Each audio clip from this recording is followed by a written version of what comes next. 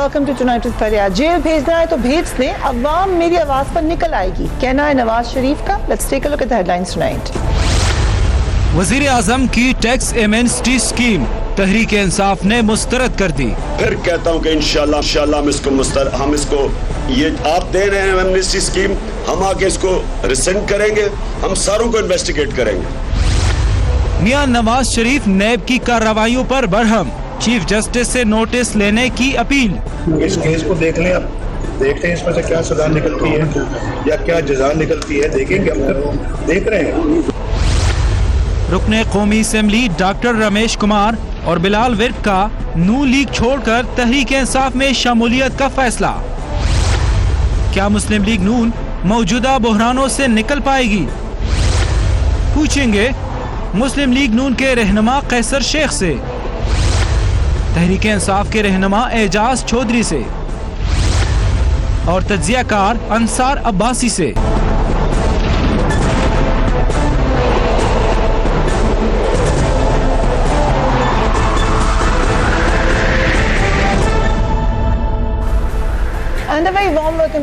एहतसाब अदालत के फैसले का वक्त करीब आ रहा है। नैब रेफरेंसेस का फैसला क्या होगा ये तो अभी कोई नहीं जानता, मगर लगता यह है कि मियां नवाज शरीफ को इसका अंदाजा हो चुका है, इसीलिए अब वो बार बार जेल जाने का जिक्र करना शुरू हो गए हैं। उनके करीबी साथियों के खिलाफ भी नैब ने घेरा तंग शुरू कर दिया है। ख्वाजा साद रफी के बाद अब अमीर मुकाम के खिलाफ भी आमदनी से जायद असासे बनाने के इल्जामात की तहकीकात का आगाज हो चुका है। भी मियां नवाज शरीफ काफी बरहम दिखाई देते हैं। इस सारे सिलसिले में उन्हें एक बार फिर साजिश नजर आ रही है। उन्होंने इस मामले पर यह कहा कि चीफ जस्टिस को सो मोटो लेना चाहिए। Let's watch him. यहाँ हूँ, मुझे अगर जेल में डालना जेल में डाल दें, बाहर हूँ बाहर रहूँ, बाहर से कॉल अंदर से कॉल सब जगहों से आएगी। जो मैंने कहा कि मैं जहाँ भी हूँ मैं आवाज़ दूंगा, मेरी आवाज़ पे बैक कहोगे, इनको पकड़ो, फलां को पकड़ो, अमीर मकाम को पकड़ो, क्योंकि वो समाज में नवाज मुसंदी का जलसा कर रहा है, लिहाजा उसको भी उसमें भी नैब डाल दो। ये जो है ना, ये भी इसका स्लो मोटो नोटिस सुप्रीम कोर्ट को लेना चाहिए। मैं ये समझता हूँ कि नैब का कानून एक काला कानून है, एक डिक्टेटर मुशर्रफ का बनाया वो कानून है, और ये सिर्फ और सिर्फ सियासतदानों को सजा देने के लिए बनाया था। खास तौर पे मुझे सन 2000 में जब मैं जेल में था अटक में, ये मुझे मेरे खिलाफ इंतकामी कार्रवाई के लिए बनाया गया था नैब का कानून। और मैंने ये कहा है कि इसको तो इंशाल्लाह हम नैब के कानून को अल्लाह चाहेगा तो खत्म करेंगे। नैब का कानून मुशर्रफ का बनाया हुआ कानून है अंसार अब्बासी साहब, लेकिन जो बार बार मियां साहब ये इंदिया दे रहे हैं कि मैं जेल चला जाऊंगा, कितने चांसेस हैं जेल जाने के उनके?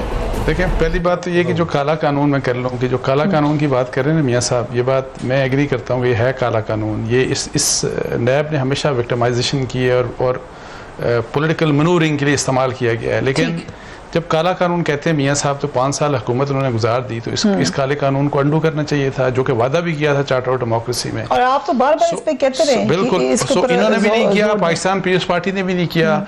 और इस लिहाज से वैसे अगर इनकी विक्टिमाइजेशन हो रही है ना, तो वो जो कहते हैं ना कि यू आस्क्ड फॉर इट, कि आप फिर ठीक कर देते, अगर नहीं ठीक किया तो फिर ये तो होगा फिर सही। तो जहाँ तक जेल की बात है, मेरा ख्याल है कि मेंटली ही इज़ प्रिपेयर्ड। मियां साहब को पता है कि जिस किस्म के हालात हैं, आल्दो मैं ये समझता हूँ कि जैसे मियां साहब की जो कन्विक्शन थी सुप्रीम कोर्ट से, वो वीक ग्राउंड्स के ऊपर थी।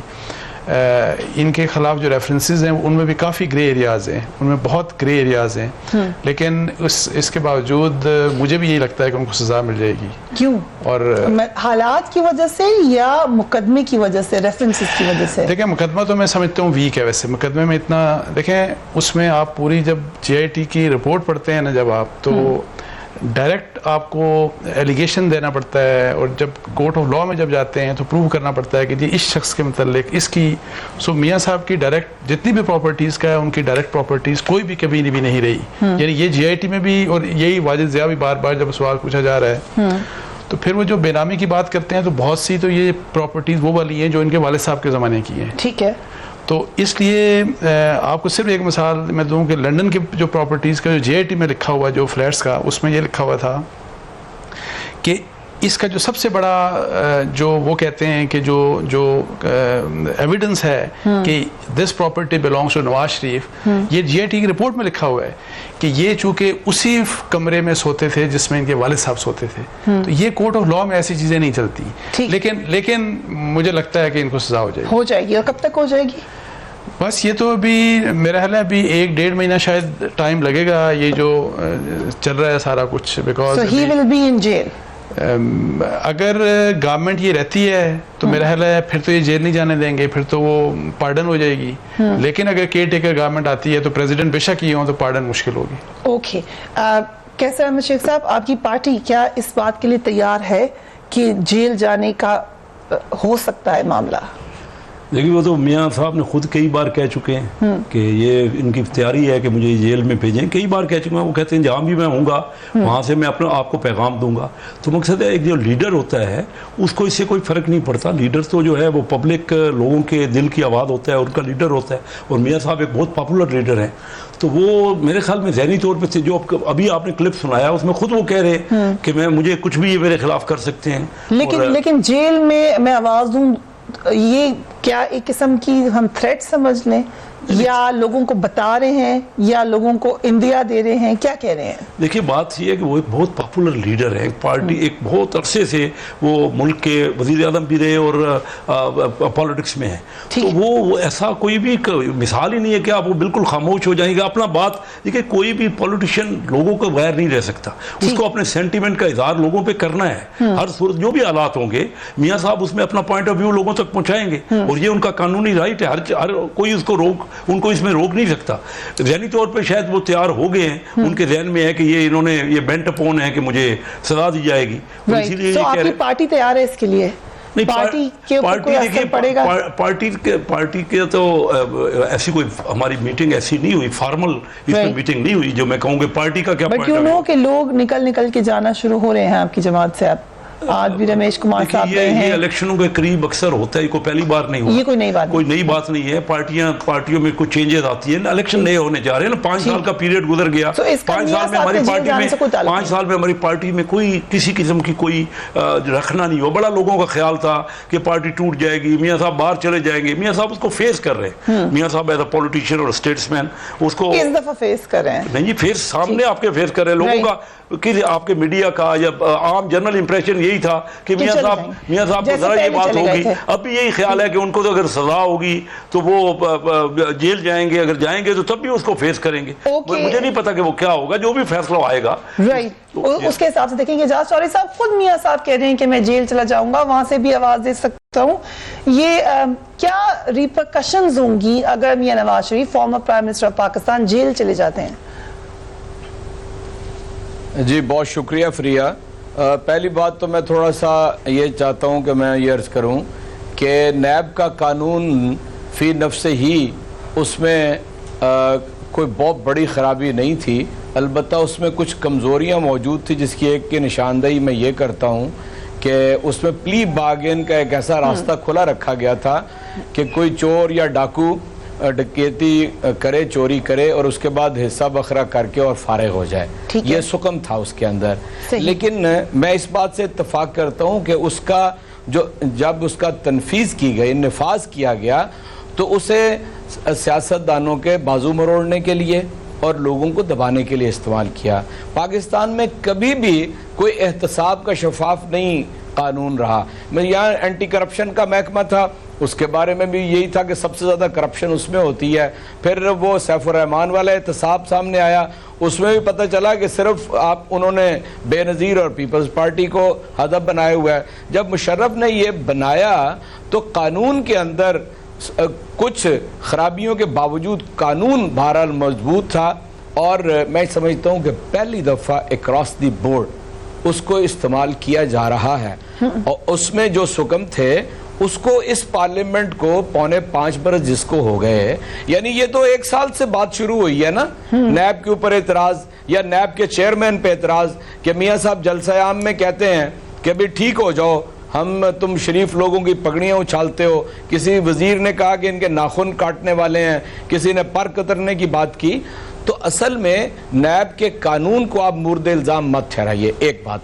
दूसरी बात मैं ये अर्ज करना चाहता हूं कि ये मुकदमा यानी जो चल रहा है, इसके अंदर इतनी तफसील के साथ गुफ्तगू हुई है, इतनी तफसील के साथ बहस हुई है कि ना आप किसी एक सफ़े से एक फ़िक्रा लेके किसी नतीजे पे पहुंच सकते हैं और ना आप किसी एक वाक़े का जिक्र करके पहुंच सकते हैं। देखिए, मैं आपसे अर्ज करता हूं, इंसानी मुआशरों के अंदर आप कुछ काम कुछ लोगों के सुपुर्द करते हैं।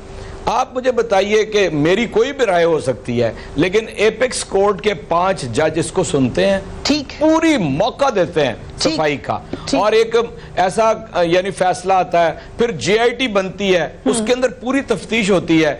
यानी अगर मैं चोर हूं तो मुझे इख्तलाफ तो होगा तफ्तीशकारों से, ये तो नहीं मैं कह सकता। फिर आपको याद होगा कि एक तस्वीर आ गई थी, उसके नतीजे में बहुत शोर मचा था, उसके बरक्स आज यानी ये कह रहे हैं कि जी वो उसके ऊपर दिखाएं। हुआ क्या है मैं आपको बताता हूं। पहले तो यह है कि इसको मुकदमा ही नहीं समझा गया, इसे चोरी ही नहीं समझा गया और इसको हवा में उड़ाने की कोशिश की गई। जब पीएमएलएन को या शरीफ फैमिली को यह पता चला कि यह बहुत संजीदा और सख्त मुकदमा है, तो उनको एहसास हुआ कि आप इसमें से निकलने का वाहिद रास्ता यह है कि आप इसको एक सियासी रंग दे दें। चुनाचे एक वक्त तक वो इसके सुप्रीम कोर्ट पे एतबार करते रहे, मिठाइयां बांटते रहे और फिर उन्होंने ड्रिफ्ट किया जो आज तक मौजूद है। आखिरी आपका सवाल आता है, देखिए मैं एक आपसे बात अर्ज करता हूं, मैं 40 साल से पॉलिटिकल वर्कर हूं। मियां नवाज शरीफ साहब कोई लीडर नहीं है और बहादुर लीडर उन्हें कहना तो सिरे से, यानी मैं जानता हूं कि इस शहर में 1981 में वो किसी की मेहरबानी के नतीजे में वजीर खजाना बना दिए गए थे, क्या बात है, ठीक है। फिर 85 में किसी की मेहरबानी के नतीजे में वजीर आला पंजाब के बनाए गए थे। इसलिए आपको अगर मार्शल्लाओं का और जर्नैलों का तरीकाकार इल्म है तो मियाँ साहब कभी पॉलिटिशियन नहीं रहे। फिर वो अगले जो उनके सामने आ गए ना चीफ मार्शल एडमिनिस्ट्रेटर, उनके साथ मुआहदा करके उनसे माफी मांग। तो आप ये कह रहे हैं कि वो जेल में नहीं जाएंगे, यानी अगर जाना पड़ गया जेल? जाहिर अदालत, मुझे तो नहीं पता कि अदालत क्या फैसला करेगी। ये तो अदालत ने फैसला करना है। अदालत फैसला करेगी, आजाद कर देगी और बरी कर देगी। अदालत फैसला करेगी तो वो जेल जाएंगे। लेकिन ये करार देना कि वो जी बड़े बहादुर, कभी भी वो बहादुर लीडर नहीं रहे।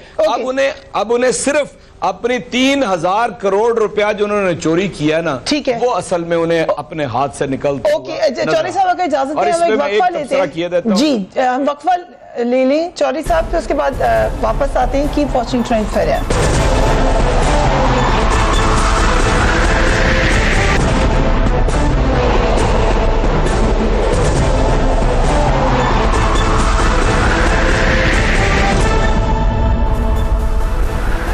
Welcome back.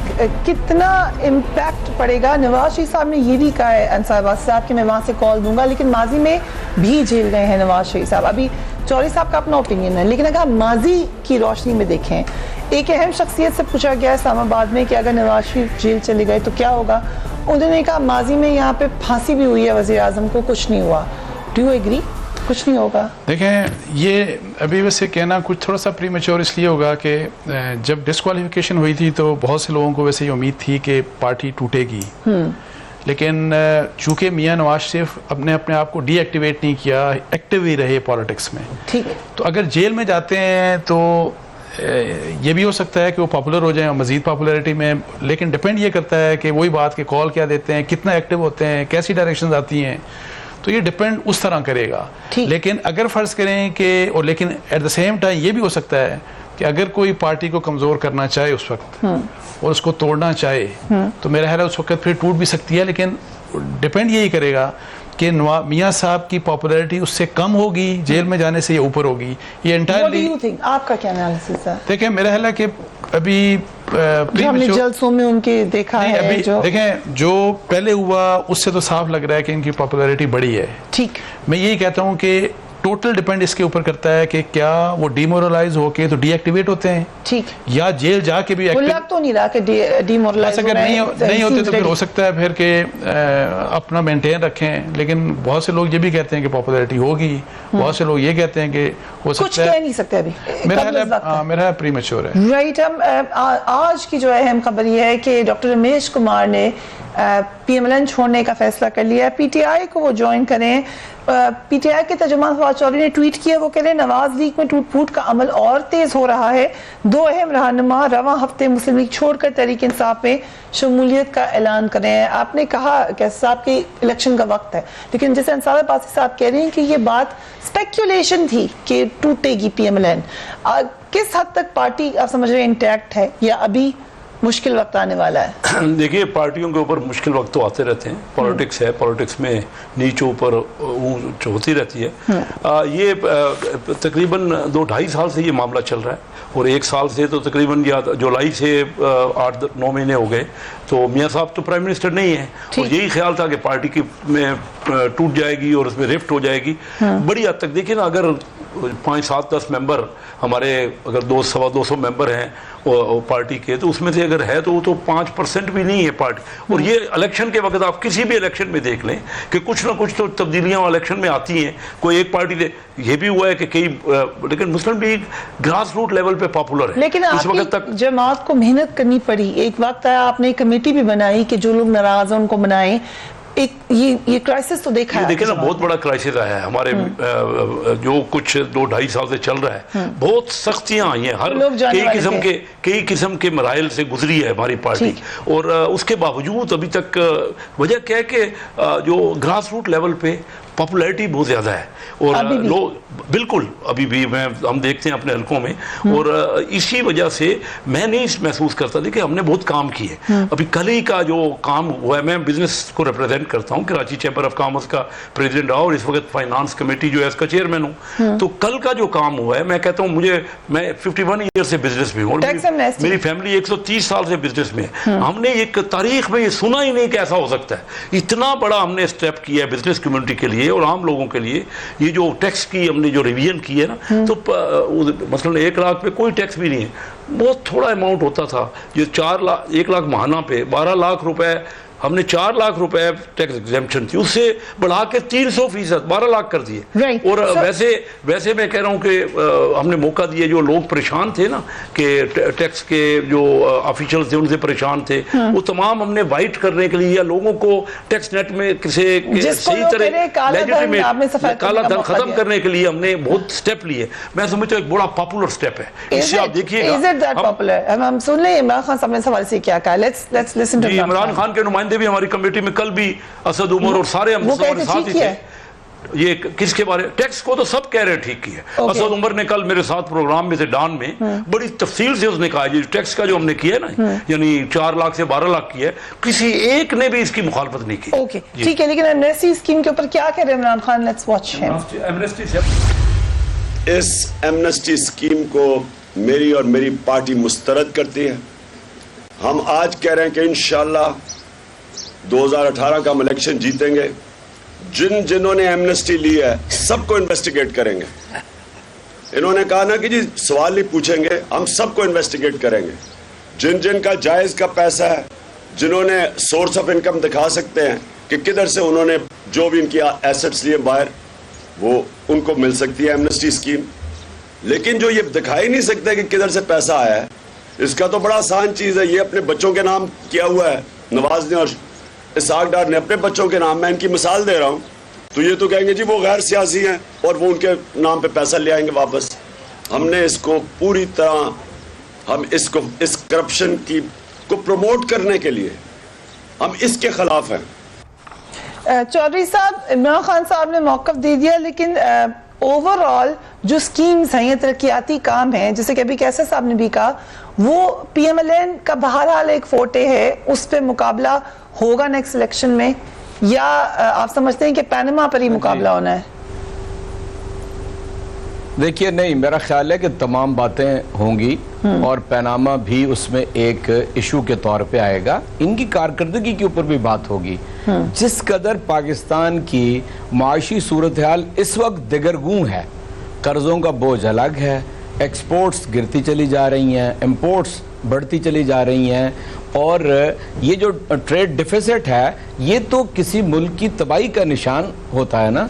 उसके साथ अगर आप ये करना शुरू कर दें कि 4 एमनेस्टी स्कीम पहले आई हैं। वैसे मैं ये बता दूं कि इस हुकूमत के अपने दौर के अंदर भी टैक्स नेट में लोग ज़्यादा थे और 2012 में उससे ज़्यादा थे, वो मुसलसल कम हुए हैं। कौन सी ऐसी पॉलिसी इंट्रोड्यूस कराई जिसके नतीजे में टैक्स नेट में इजाफा होता।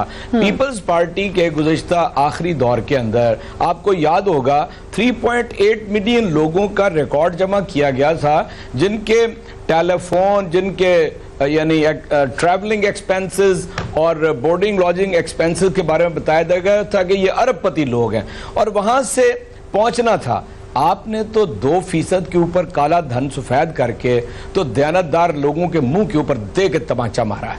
और जितना मैं तो वैसे निज़ाम ज़र के खिलाफ हूं, बिल्कुल कतई तौर पे मैं समझता हूं ये सारा निज़ाम ज़र है जो चल रहा है इस मुल्क के अंदर, ये गरीब आदमी को और ये मारेगा और इसके नतीजे में चंद लोग ऐसे कि जिन्हें यानी वो अपनी नाजायज दौलत को जायज बना लेंगे उस आमदनी को। इसलिए मैं तो इस हमेशा से एमनेस्टी के खिलाफ रहा। एक बात मैं अगर इजाजत दें कि मियां साहब एक बात कहने, असल में एक बात, मियां साहब कहते हैं वजीर आजम नहीं है, मियां साहब की कठपुतली वजीर आजम है।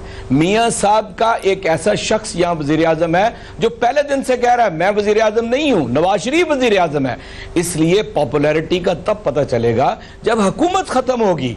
हुकूमतों, ये बात बिल्कुल अब्बासी साहब की ठीक है कि अभी बहुत सारे इन 60 दिनों के अंदर 55 दिनों के अंदर फैसले आने हैं। फैसला आने के नतीजे में पता चलेगा पार्टी बचती है कि नहीं बचती।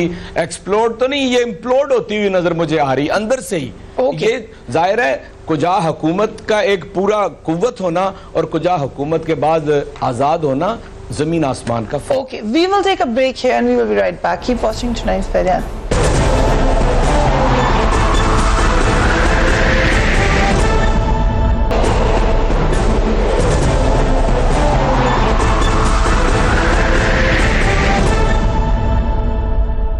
And welcome back. Ansar Abbasi साहब, एज एन एनालिस्ट आप क्या समझते हैं कि जो ये स्कीम, एक तो वक्त इसका अहम है, फिर पार्लियामेंट से एंडोर्स नहीं कराया गया, क्या वजह थी कि हुकूमत इतनी जल्दी में थी, बिल्कुल आखिर के वक्त में आकर वो स्कीम लेकर आ गए? देखें, पहली बात तो ये है कि पीस पार्टी ने भी ये स्कीम दी, मुशर्रफ साहब ने भी दी और उसमें इमरान खान साहब ने भी स्कीम को अवेल करते हुए अपना जो अपना फ्लैट था उसको डिक्लेयर किया।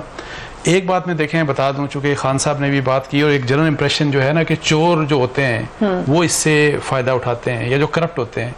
पाकिस्तान की इकॉनमी डॉक्यूमेंटेड इकॉनमी नहीं है। ठीक, मे बी 5 to 10% हमारी इकॉनमी डॉक्यूमेंटेड होगी। हमारी इकॉनमी है ही अनडॉक्यूमेंटेड। ये जो आम बिजनेसमैन जो आपके इर्द गिर्द पूरे पाकिस्तान में फैले हुए हैं, ये डॉक्यूमेंटेड नहीं है। ठीक है, देखिए, हमें इसलिए ऐसी कुछ स्कीम की ज़रूरत है या कोई भी ऐसी कोशिश हो कि हमारी इकॉनमी डॉक्यूमेंटेड हो जाए। लेकिन ये जो लोग बिजनेस कर रहे हैं, इन्होंने चोरी से पैसा नहीं कमाया, उन्होंने पैसा हलाल का कमाया। ये बिजनेसमैन है, आप इनसे पूछ रहे हैं, चोरी साहब से भी पूछ रहे हैं आप, हक को हलाल का पैसा कमाया लेकिन उन्होंने डिक्लेयर नहीं किया। अब ये एक डिफरेंट चीज़ है, बिकॉज हमारे यहाँ टैक्स लॉज इस किस्म के थे। और मैं आज भी आपको बताऊँ, मैं पिछले 20 साल से टैक्स के मैं रिटर्न दे रहा हूँ। आपको मैं सोच नहीं सकती कि जितनी हरासमेंट ये टैक्स पे, ये जो टैक्समैन जो है जिस किस्म की हरासमेंट करते हैं और जिस तरह ये लोगों के पीछे पड़ते हैं और जो टैक्स दे उसको बहुत ज़्यादा डराते हैं, उसके पीछे और पड़ जाते हैं। सो इसलिए ये जो जब इंप्रेशन हो तो फिर जो टैक्स जो बिजनेसमैन होते हैं वो टैक्स की तरफ आते ही नहीं। तो मैं ये कह रहा हूँ कि हमें इंकरेजमेंट करनी चाहिए कि लोग टैक्स नेट में आए इस तरह से होगी। और ये जो टैक्स एमनेस्टी है, मैं बताऊँ कि टैक्स एमनेस्टी और ये जो टैक्स के जो इन्होंने स्लैब्स कर दिए हैं, बहुत कम टैक्स, मेरा ख्याल है ये बहुत बड़ी अट्रैक्शन है। इसमें अगर कोई चीज़ करनी है वो ये करें कि जिस तरह चोई साहब के या बहुत से लोग की अप्रीहेंशंस हैं कि पॉलिटिशियंस के बारे में तो कह दिया, इसी तरह करप्ट लोगों के बारे में भी कह दिया कि जिसने करप्शन से पैसा कमाया वो भी नहीं होगा, या जिसने मनी लॉन्डर किया। मैं ये कह रहा हूँ कि जो एप्रीहेंशंस हैं तमाम पॉलिटिकल पार्टीज की, जो एप्रीहेंशंस हैं कि कोई चोर, उचक्का, डाकू इससे अपने आप का पैसा लॉन्डर ना करे, उसको तो आप रोकें। लेकिन पाकिस्तान के जो नॉर्मल बिजनेसमैन हैं उनको आप प्लीज अपने आप को डॉक्यूमेंट उनकी इकोनॉमी करने दें। इसका फायदा ये होगा कि हमारी इकोनॉमी डॉक्यूमेंट होगी और हमारे टैक्स पेयर नेचुरली उससे बढ़ जाएंगे। राइट, सो इस स्कीम के बारे में तो वक्त आने पे हम देख लेंगे, लेकिन अभी तक जो नवाज शरीफ साहब बयानियां दे रहे हैं उसमें उन्हें ये लग रहा है कि कोई इशारा कर रहा है, कोई नेक्स्ट इलेक्शन भी रिग करने जा रहा है, नैब को भी कोई हरकत करवा रहा है, और अब पार्टी में भी जो लोग हैं उनमें भी शायद कुछ और पीछे कुव्वतें शामिल हैं। अभी आप नेक्स्ट इलेक्शन में जाने वाले हैं इस नैरेटिव के साथ कि आपके साथ एस्टैब्लिशमेंट नहीं है या कोई आपके खिलाफ है, कितनी उम्मीद है आपको कामयाबी की इलेक्शंस में? देखिए, मैं ज़रूरी समझूंगा क्योंकि काफ़ी बात की गई है और ये बड़ा ज़रूरी है स्कीम के बारे में और टैक्स के बारे में, क्योंकि नहीं तो गलत इंप्रेशन जाएगा ना जी। सबसे पहले तो जो सैलरीड तबका है, जो तनख्वाहदार तबका हमारे यहाँ मिलियंस हैं, उनका बहुत बड़ा टैक्स में कमी की है। जो टैक्स के कल की स्कीम में दो पार्ट हैं, एक का टैक्स से तल्लक है जो कि टैक्स के रेट कम किए गए, और दूसरे का एमनेस्टी से तल्लक है। पहले पोर्शन में कल हमारी फाइनेंस कमेटी की तमाम पार्टियों ने यूनानिमस उसकी तारीफ की है, और हमारा पहले हमारा तारीफ से मुराद हमारी डिमांड तमाम सैलरी तबके को, यानी 12 लाख पे तो एक जो साल की आमदनी होगी ना, एक पैसा भी टैक्स नहीं देना पड़ेगा। इस तरह लोग टैक्स नेट में ज़्यादा ज़्यादा आएंगे, और मैं इंसार आबादी साहब से बिल्कुल एग्री करता हूँ कि जो बिजनेसमैन तबका परेशान था, जो टैक्स वसूल करने वाले उनको तंग करते थे। अच्छा, दूसरा खत्म हो जाएगा बिल्कुल। अब ऐसा हमने ऐसा कर दिया करना चाहिए। वैसे मैं बताऊं, एफबीआर को मेरी एक एप्रीहेंशन जरूर है कि एफबीआर की इस ब्लैकमेलिंग की और हरासमेंट को ये कैसे रोकेंगे? क्या इन्होंने एफबीआर के लिए कोई रिफॉर्म रखे हैं? अब तो ऑटोमेटिक हमें जरूरत ही नहीं है। मैं एज अ बिजनेसमैन कहता हूं टैक्स को इतना अच्छा सस्ता रेट कर दिया, अब जरूरत ही नहीं। हम क्यों ना, कोई ऐसा होगा ही नहीं कि गलत करेगा, क्योंकि जब देखे ना 15% कम से कम रेट किया गया। ये रेट बहुत ऊंचे थे, 30% थे, 25% थे, रेट कम कर दिया गया। फिर ये हमें अलाउ कर दिया गया ना कि जो प्रॉपर्टी है जिसकी, उसको भी मार्केट वैल्यूएशन के ऊपर हम लाए हैं। और ये हमारी जो फाइनेंस कमेटी की बहुत अरसे डिमांड थी, और मैं बड़ा खुश हूं कि तमाम पार्टियों की यूनानिमस डिमांड थी, कोई के हमारे एक की नहीं, तमाम पार्टियों की, जिसमें पीटीआई भी शामिल है, जिसमें पीपल पार्टी भी है, एमक्यूएमपी है, मेरे साथ हैं 21 मेंबर है। तो ये जो टैक्स वाला मैटर है वो तो यूनानिमस है, कोई भी इस पे एतराज नहीं कर रहा। एमनेस्टी वाला जो मैटर है, मैं बिल्कुल अंसार आबादी साहब से मुतफिक ये हूँ कि जो उसमें करप्ट है या जो पॉलिटिशियंस का अगर कोई को, तो उसमें इजाजत ही नहीं दी गई क्यों हमने। और ये इमरान खान साहब को असल में फाइनेंशियल साइड पे उनको आइडिया नहीं है पूरा कि लोग क्या चाहते हैं, क्योंकि हमेशा जो तरक्की की बात है ना वो मुस्लिम लीग नून ने की है, और डेवलपमेंट को रोकने की बातें हो रही है मुख्तलिफ पार्टियों की तरफ से। बहरहाल मैं तफसील में नहीं जाता, काफी इसमें बात हो चुकी है। इसमें जो नेगेटिव चीजें हैं ना, जो वाकई अगर हैं, तो इन पॉलिटिकल गवर्नमेंट को इनिशिएटिव चाहिए कि आप पीटीआई और पीएस पार्टी को बिठाएं, और जो भी पार्लियामेंट में उनको बिठा के अगर जेन्युइन जो चीजें हैं उनको एड्रेस करें, ताकि ये यूनानिमस चीज हो। इसका मुल्क को मैं आपको बताऊं बड़ा फायदा होगा, बिकॉज इस मुल्क को इसलिए फायदा नहीं, पार्लियामेंट में भी जाना चाहिए, इसको आप बिल का हिस्सा बना दें। ये तो हमारी डिमांड हमने खुद की है, फाइनेंस कमेटी ने कहा है कि हमारे यहाँ क्यों नहीं पहले आप लाए। आप फाइनेंस बिल, अगरचे मैं उसकी एंडोर्स कर रहा हूँ, लेकिन ये जाना चाहिए पार्लियामेंट में। मैं समझता हूँ कि इसको फाइनेंस बिल का आप हिस्सा बना दें, डिस्कशन करवाएं। इसलिए मैं करवाऊं कि देखें, अगर अगली गवर्नमेंट पीटीआई की आती है तो पीटीआई को भी जरूरत होगी कि हम टैक्स बेस बढ़ाएं और ये डॉक्यूमेंट करें इकोनॉमी की। तो मैं